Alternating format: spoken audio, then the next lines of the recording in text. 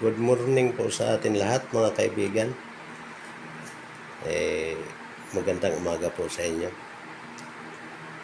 So, pasensya na po sa mga nagdaang araw. Wala po kung nai-upload na video at may inaasikaso po tayong napaka-importanteng bagay.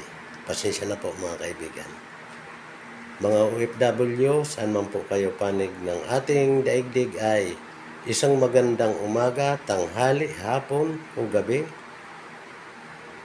Yung pang pagbabati ko po sa inyo. Sana po ay mapayapa kayo at ligtas dyan sa inyong mga kinaroroonan.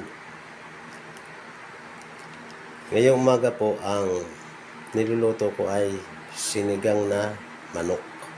Ito na po yun, yung manok natin na sinisigang.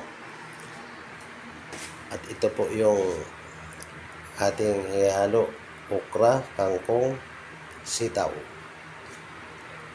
Okay po mga kaibigan, samahan nyo lang po muna ako sa aking pagluluto ngayong araw.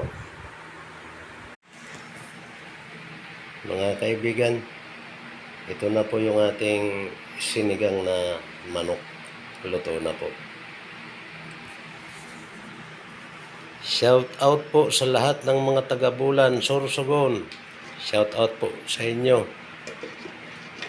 Kita-kita tayo dyan, malapit na. Dyan po sa JP Laurel, Bulan, Sorsogon. Shout out. Mga Kakaos family po, shout out sa inyo dyan.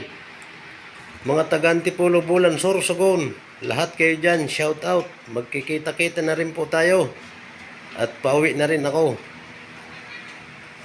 And God bless. Bye-bye. I love you all.